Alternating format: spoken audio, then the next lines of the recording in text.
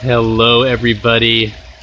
Thank you for making it to episode 2 of Enlightened or Insane with me, your host, Master Shortcut. Now, this episode is a very special one because we are going to talk about the topic for episode 2, and that is the invisible, lovable you. That's our topic for number 2, the invisible, lovable you. You're lovable. You are 100% lovable. All the time, 24/7. It doesn't matter what's going on the surface. Are you upset? Are you feeling mean? Are you feeling sad? Are you feeling unlovable? No, you're 100% lovable underneath. The issue is that it's gone invisible.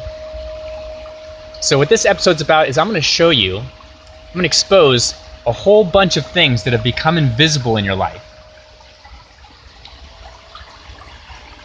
And I'm going to hopefully explain why this happens. So, you know what? Let's keep it short, Master Shortcut style. Let's go!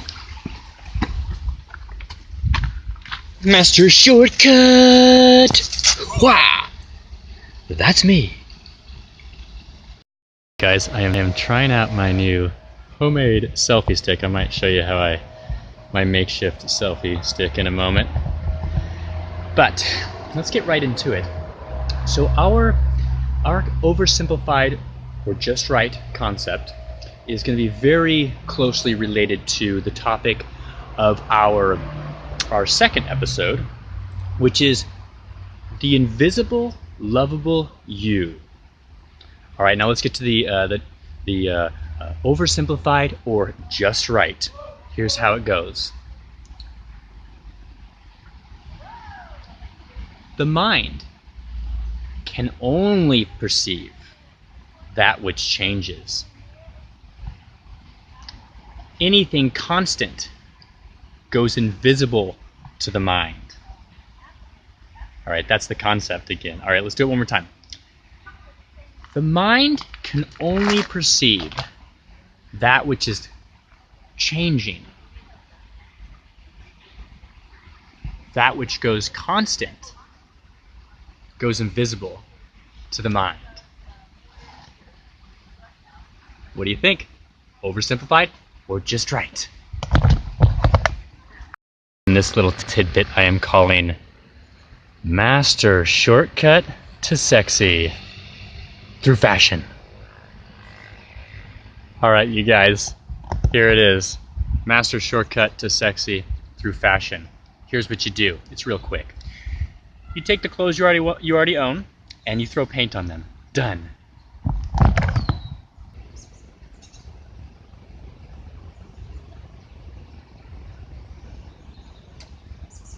So what do I mean? That which is constant goes invisible to the mind. Now, let me give you an example. There's something that is right in front of your face that's completely invisible. And it's invisible because it's always there. And there's no purpose for us to see it anymore. It just gets in the way at that point. We know it's there. We don't need to see it. So the mind erases it for us. That thing is our nose. Our nose is actually in our line of sight, but our mind stitches an image from the other side, depending on which way you're looking, to complete the image for the side of the face that's looking through the nose. Now, if you get a pimple on your nose, you'll see a floating pimple in midair. And that's because the nose has been erased, but the pimple's new. Because the mind can only perceive that which changes. More examples.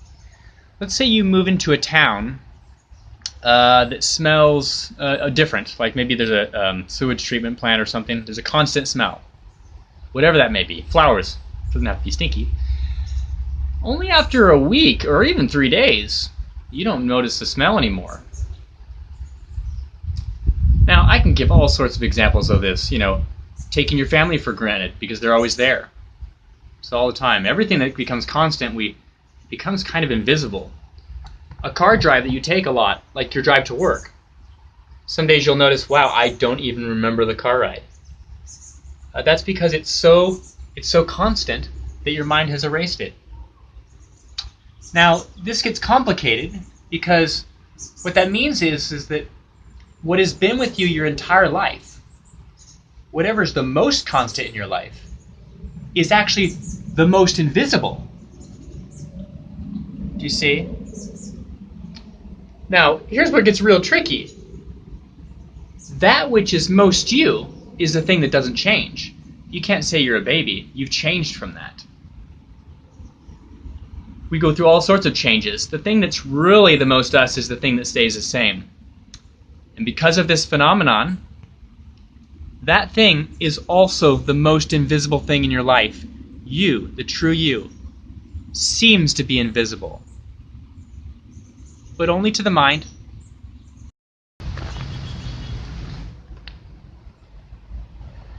You are the sensation of lovable bliss, underneath, unrefracted by your mind. Your mind takes your lovable bliss, which you are in your essence, and it refracts it. And then it throws all these different colors of emotion across your consciousness. But underneath, if we remove the mind, you are unrefracted, lovable bliss.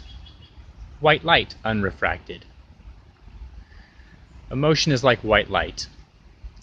The thing is that just as white light has been misperceived as a color, it's not. It's all colors. It's the source of color. There's also an emotion, or what we've called emotion, that's maybe not actually an emotion. And that is lovable bliss. This sensation is wonderful, but it's actually not an emotion. It is unrefracted you. It is you unrefracted by the prism of the mind. It is as simple as that. You quiet the mind, and you discover that you are white light unrefracted. Lovable bliss unrefracted. I can see you. Now, last week I had a oversimplified or just right, and I did not give you guys time to think about it.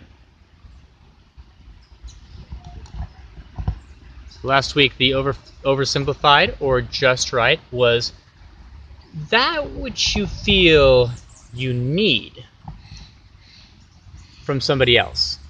And what I want to go ahead and make a leap to is that what I found is that when I felt like I really needed something from someone else, it was actually just a sign that they loved me, that they cared about me. And each person, it might be different. I might want something different from each person, but ultimately I wanted to know they cared. So that which you feel you need from somebody else is exactly what you are withholding from yourself. I was withholding the truth that I was lovable. I was holding the truth, the constant. I am constantly lovable. This has gone invisible to my mind because I've taken it for granted. When I finally realized this, that I was lovable, that I was infinitely lovable, those people that weren't giving me love before suddenly start showering it down on me. And the crazy thing is, I didn't need it. Now, to someone that is stuck in your mind, it doesn't seem fair that the one who needs love, the one who begs for love, will have the sensation of more taken from him. And the one who is full of love, who knows that they are 100% lovable, will have love showered down on top of them. It doesn't seem fair from the realm of mind. But it does in the big picture, and that's that you can be whatever you want. But your best option, I think, is the truth, and that is that you are 100% lovable. I love you. Thank you so much, you guys, for hanging out with me again. I had a lot of fun, of course. Now, I hope you've realized the absolute truth, and that is that you are absolutely lovable. Absolutely lovable. Now I'm going to end this with what I call the silly dance, and I'm going to do it off over there. The sillier it is, the better. This is one of Master Shortcut's extreme shortcut to happiness. All right, here we go.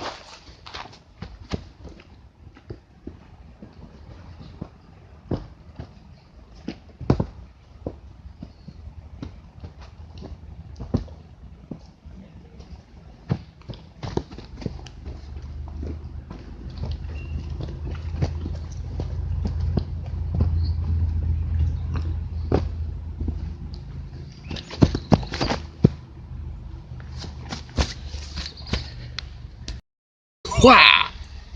That's me.